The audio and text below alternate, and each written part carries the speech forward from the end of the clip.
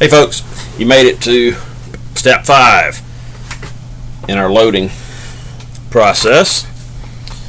We have resized our brass, we've cleaned it, we've primed it, we checked the case length, we deburred the case mouth. Now it's time to charge the case with powder.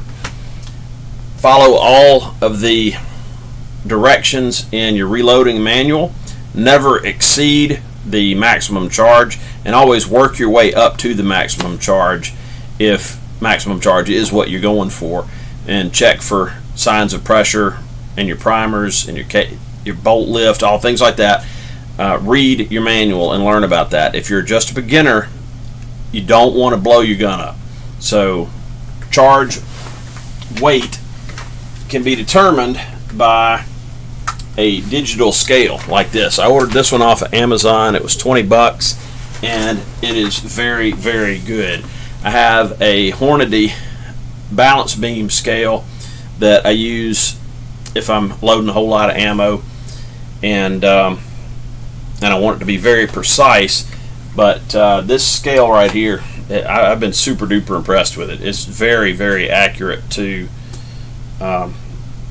hundredths of a grain or tenths of a grain.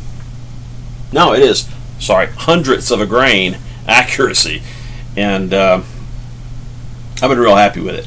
Something important about charging your cases, you want to use a case holder like this, and the reason you do is because when you load a whole bunch of them, you want to, before you start putting bullets in it, you want to look at the level of powder in each case and make sure that you don't have a problem, because you'll be able to see at a glance if you've got all of your cases there. If one of them looks like the powder level is exceptionally low or exceptionally high, you might want to pour that one out and recharge it just to make sure. But I use the Deluxe Lee Perfect Powder measure, and I mean, that thing is amazing, especially if you're using a ball powder like CFE Black. It's gonna meter so close you won't believe how accurate the thing will throw charges. And so unless you're shooting 1,000-meter tournaments and you want it to be absolute to the nth degree of precision, just throw in your charges straight from your powder measure. In my case, that's pretty much all I ever do. So you want to take your case, put it on your powder scale, and hit tare, T-A-R-E, tare, and that'll make it go to 0. Then put your case under the powder spout, lift it up, put it down, put it back on your scale, and this reads 20.07 of CFE Black, and I'm shooting 125 grain projectiles, so that's what I'm shooting for. I want 20 grains.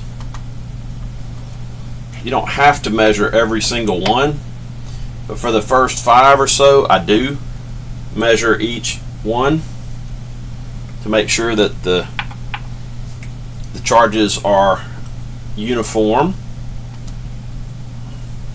and correct.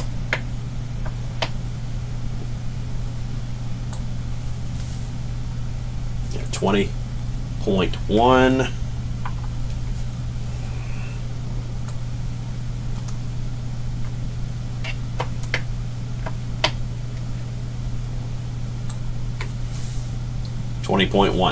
Okay, 20 grains of CFE Black in 300 Blackout is a compressed load.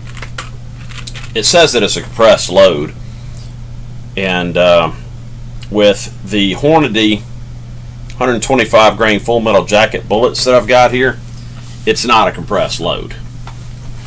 The bullet does not touch that powder.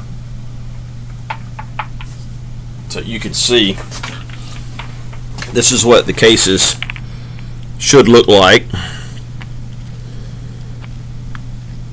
I don't know how well that's going to come across on the video, if you could see, but the powder level is just barely above the shoulder, and in my experience, that's absolutely perfect. You get a full burn, and there's you want the powder to be packed in there. You don't want air. You don't want to be able to shake your case and hear powder rattling around in there for a 300 blackout, especially because there's not a lot of case capacity anyway. So you want that case to be full. And like I said, always read the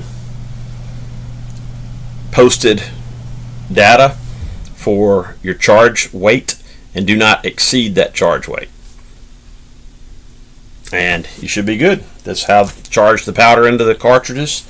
And the next step, we'll load the bullets.